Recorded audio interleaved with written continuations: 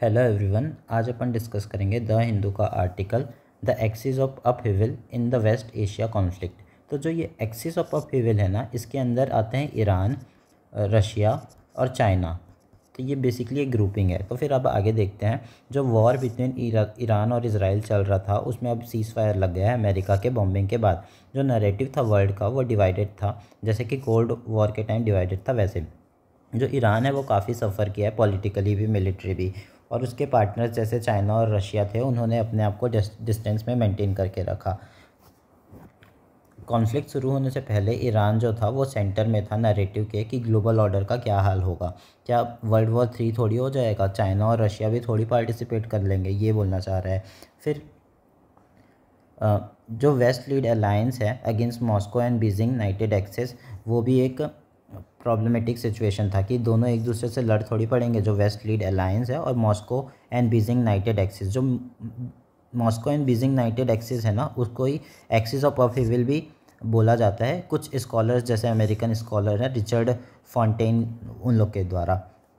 अब रशिया जो है यूक्रेन के साथ जो वॉर कर रहा है, उसमें ईरानियन ड्रोन ने इनका बहुत क्रिटिकल रोल प्ले किया है। अब आगे अपन देखें तो रशिया ने भी सीरियन प्रेसिडेंट जो बशर अल असद थे, उनको काफ़ी हेल्प किया था। वहाँ पे बेस वगैरह था उस टाइम पे, वो भी बात है। और उस टाइम पे ईरान और रशिया एक साथ वर्क किए थे, तो वो एक इनका पार्टनरशिप दिखाता है। अब जो चाइना है वो गेन किया है काफ़ी कुछ, मतलब सस्ते दाम पे ऑयल ख़रीद करके, और जो तेहरान था उसको भी इसकी ज़रूरत थी। तो तीनों ही पार्टी का विन विन सिचुएशन था यहाँ पे अपन देखें तो, ठीक है। फिर आगे बात करते हैं कि कोई ट्रीटीज़ नहीं है उसके बारे में ऑथर कि जो स्ट्रेटेजिक लिमिटेशन आता है इन लोगों के बीच में कि देश, उन लोग सिर्फ नैरेटिव कंस्ट्रक्ट कर सकते हैं, लेकिन उनके बीच कोई ट्रीटीज़ नहीं है, ऐसे कि मैंडेटरी नहीं है कि अगर वॉर हुआ तो आना ही पड़ेगा, जैसे पहले वर्ल्ड वॉर के टाइम होता था। लेकिन कहते हैं कि चार्टर्स जो हैं उसको मोबिलाइज़ कर सकते हैं अगर पार्टनर कंट्री पे अटैक हुआ तो।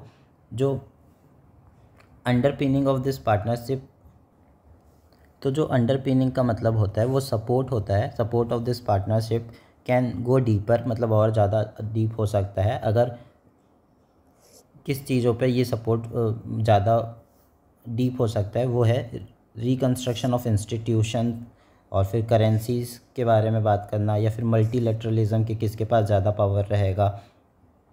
और ये भी बात हुआ है इनके बीच की डी डॉलराइजेशन चाहते हैं, और अल्टरनेटिव टू स्विफ्ट चाहते हैं, या फिर स्ट्रेंथ करना चाहते हैं अपने ब्रिक्स कंट्री को। लेकिन इनके बीच कोई अभी मिलिट्री अलाइंस नहीं है, बताते हैं। लेकिन ये सब डीप हो सकता है, एससीओ में डीप हो सकता है और बातें।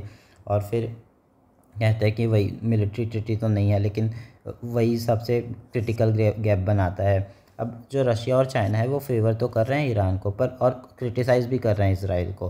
तो एक साइड से देखें तो इन लोग साथ तो हैं ईरान के। जो रशिया के प्रेसिडेंट हैं उन्होंने ऑफ़र किया कि मीडिएशन करा सकें, क्योंकि इसके अलावा ऐसा नहीं है रशिया चाहता है कि मीडिएट कराए। रशिया इसलिए, इनके पास और कोई ऑप्शन नहीं है अभी, क्योंकि ये खुद यूक्रेन के वॉर पे बिजी हैं। अब जो तेहरान है वो पार्टनरशिप किया, साइन किया पार्टनरशिप मिस्टर पुतिन के साथ 2025 में, एंड प्रेसिडेंट जी जिनपिंग के साथ 2021 में, जी जिनपिंग के साथ, ठीक है। किसमें साइन किया इन्होंने ट्रीटी? एक्सक्लूसिव इकोनॉमिक जो था उसके लिए साइन किया। कोई मिलिट्री अलाइंस अभी भी नहीं बनी है। अलाइन विथ, अब रशिया और ईरान के लिए ये इतना इम्पोर्टेंट इसलिए हो जाता है क्योंकि उनके पास काफ़ी एनर्जी रिज़र्व है ईरान के पास, और अभी बहुत सारा जगह ऐसा भी है जहाँ पे टेक्नोलॉजी ना होने के कारण वो पूरा रिज़र्व को यूज़ भी नहीं कर पा रहे अच्छे से। तो ये फ्यूचर में भी चाइना और रशिया को हेल्प करेगा। जो रशिया और चाइना है उन्होंने मिलिट्री एड नहीं भेजी। फिर वेयर रशिया स्टैंड्स के बारे में बात करता है। फॉर मॉस्को जो है अभी यूक्रेन के अगेंस्ट खुद वॉर पे बिजी हैं, तो उनका जो पॉलिटिकल और मिलिट्री कैपेबिलिटीज़ है वो उसमें ही बिजी है अभी पूरा। और जो नॉर्थ कोरिया है वो भी रशिया को सपोर्ट कर रहा है, तो वो भी पूरा इसलिए डिनाई कर लेता है, हेल्प नहीं कर पाते। अब आगे देखें तो जो बेसिस था सीरिया पे रशिया का, वो कुछ एयर पावर प्रोवाइड करता रशिया को। एटलीस्ट थ्योरेटिकली देखें तो वो पॉसिबल था, पर जैसे ही असद रिजीम का फॉल हुआ ये अब पॉसिबल भी नहीं है। अब जो अलकायदा लीडर अहमद अल शारा हैं वो बैठ गए हैं, और वो जो कि ज़्यादा वेस्ट पुश्ड हैं, क्योंकि अरब पार्टनर्स सीरिया के यही चाहते हैं कि वेस्ट की तरफ झुके रहें। अब चाइना भी सपोर्ट तो करता है ईरान को, और मिस्टर जी जिनपिंग और मिस्टर पुतिन के बीच कॉल हुआ और उन्होंने डिमांड किया यूएस से, मतलब डायरेक्ट रेफरेंस करके डिमांड नहीं किया,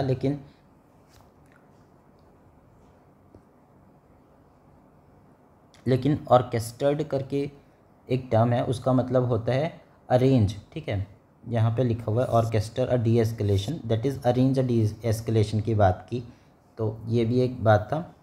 फिर अगर अपन आगे देखें तो जो यूएस है उन्होंने इज़राइल के ऊपर अटैक किया ईरान के साथ मिल करके, और ट्रंप का जो ये ऑब्सेशन था या फिर ट्रंप का ये जो डिमांड था, जो भी बोल लो, कि करना है, और उन्होंने इतने एम्बिग्यूटी वे में किया कि अपने क्लोजेस्ट एडवाइज़र्स को भी डार्क में रखा, और ये एक बहुत प्रॉब्लमेटिक बात थी उनके खुद के वाइट हाउस के लिए। अब आगे बोलते हैं, for now brittle US backed seize fire is holding Tehran and तेल अवीव एट द बे।